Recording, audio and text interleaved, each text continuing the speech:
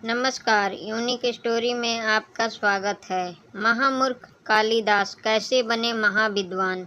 दोस्तों, आपने कालिदास का नाम तो ज़रूर सुना होगा। कालिदास बचपन से ही महामूर्ख थे। फिर उनके जीवन में ऐसी घटनाएं घटीं कि वह महान कवि तथा नाटककार बन गए और विक्रमोर्वशीयम, रघुवंशम और मेघदूतम जैसे महाकाव्य की रचना की।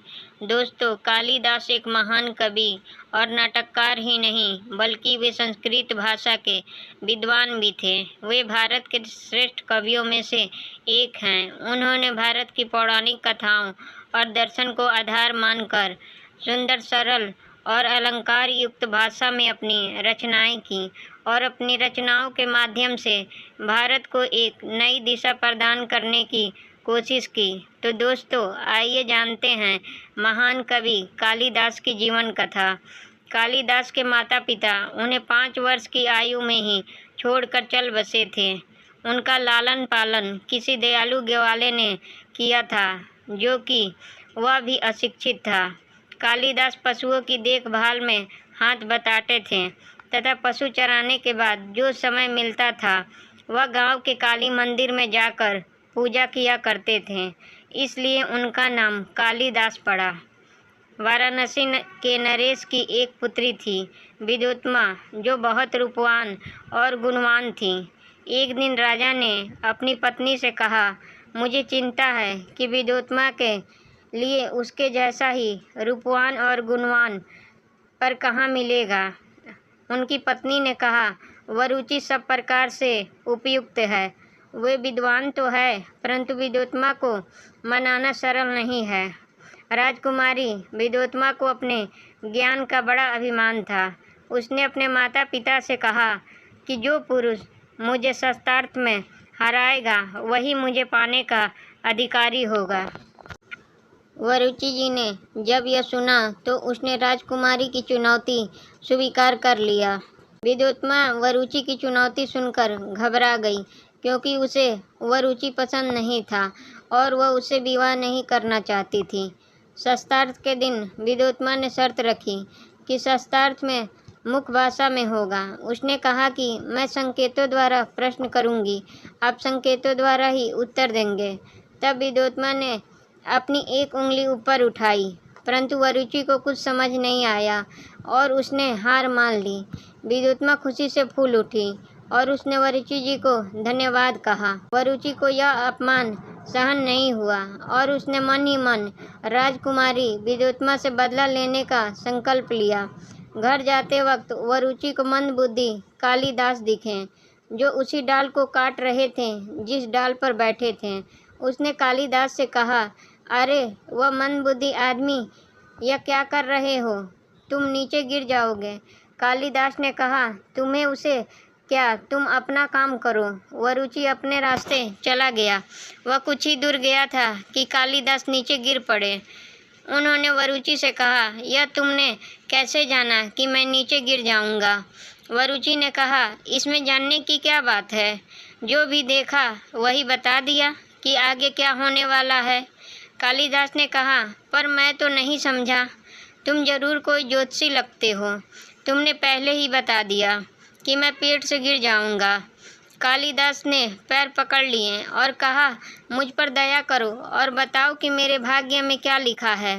वरुचि ने मन में सोचा कि राजकुमारी से बदला लेने के लिए यह मंदबुद्धि सबसे उपयुक्त है।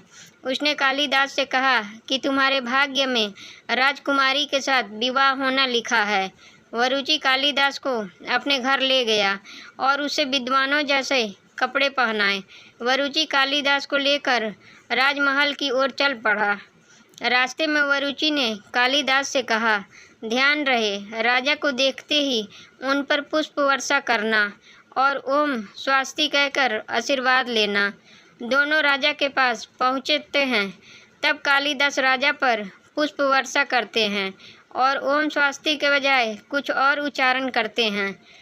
राजा को कुछ समझ में नहीं आता कि कालिदास क्या बोले, तब वरुचि जी स्थिति को संभालते हुए कहते हैं, महाराज, ये विद्वान ब्राह्मण हैं, इन्होंने आपको एक विशेष आशीर्वाद दिया है। वरुचि आगे बोलता है कि महाराज जी, विद्वान ब्राह्मण कालिदास है, आपकी पुत्री विद्योत्मा के साथ शास्त्रार्थ करने आए हैं। राजा ने कालिदास को विद्वान ब्राह्मण समझकर अपनी पुत्री के साथ शास्त्रार्थ करने की आज्ञा दे दी। वरुचि जी ने कालिदास से कहा कि कुछ भी हो जाए, अपना मुंह मत खोलना, सभी प्रश्नों का उत्तर संकेतों में देना, नहीं तो राजकुमारी के साथ विवाह का अवसर हाथ से निकल जाएगा। मौन शास्त्रार्थ शुरू हुआ और पहले की तरह ही राजकुमारी ने एक उंगली उठाई। इसका अर्थ था कि परमात्मा ही सत्य है, परंतु कालिदास ने समझा कि वह उनकी एक आंख फोड़ना चाहती है। इस प्रश्न के जवाब में उन्होंने अपनी 2 उंगली खड़ी कर दी। कालिदास का अर्थ था कि यदि वह उनकी एक आंख फोड़ेगी तो वह उनकी दोनों आंखें फोड़ देंगे, परंतु विद्योत्मा समझी कि सृष्टि में आत्मा और परमात्मा दोनों सत्य हैं, इसलिए वो संतुष्ट हो गई। फिर उसने अपनी 5 उंगलियां खड़ी की, जिसका अर्थ था कि हमारा शरीर 5 तत्वों से मिलकर बना है। कालिदास समझे कि वह उन्हें थप्पड़ मारना चाहती है, तो उन्होंने अपनी 5 उंगलियों को जोड़कर एक मुट्ठी बना दी और संकेत में कहा कि यदि तुम मुझे थप्पड़ मारोगे तो मैं तुम्हें गुस्सा मारूंगा। परंतु इस उत्तर को विद्योत्मा ने समझा कि जब तक 5 तत्व अलग अलग हैं, तब तक इनसे कुछ विशेष कार्य सिद्ध हो पाना असंभव। 5 तत्व के एक रूप होने से ही संसार में इनकी अभिव्यक्ति संभव है। अतः विद्योत्मा ने पराजय स्वीकार कर ली और उसने कालिदास से विवाह कर लिया। विद्योत्मा और कालिदास अपने कक्ष में बैठे थे। तभी बाहर किसी तीव्र स्वर को सुनकर कालिदास से पूछा कि पति? कालिदास ने उत्तर दिया, पुत्रवती। विद्योत्मा ने पृष्ठ के स्थान पर पुत्र का उच्चारण सुनकर कालिदास से पूछा, क्या तुम्हें संस्कृत नहीं आती? कालिदास ने कहा, नहीं, मैं तो एक अनपढ़ गंवार हूँ, मैंने संस्कृत कभी नहीं पढ़ा। विद्योत्मा ने जब यह सुना तो उसे आभास हुआ कि छल पूर्वक एक मंद बुद्धि संग उसका विवाह कराया गया है।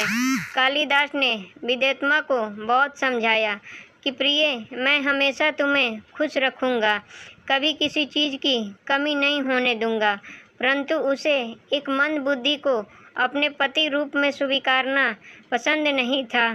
फिर विद्योत्मा ने यह कहकर कालिदास को घर से निकाल दिया कि पहले शिक्षा प्राप्त करके विद्वान बनना, तब मेरे पास आना।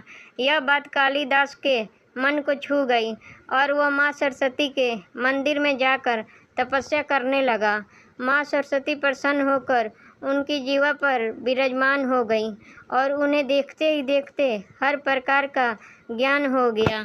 आज के समय में महामूर्ख कहे जाने वाले कालिदास महान कवि के तौर में जग में विख्यात हैं।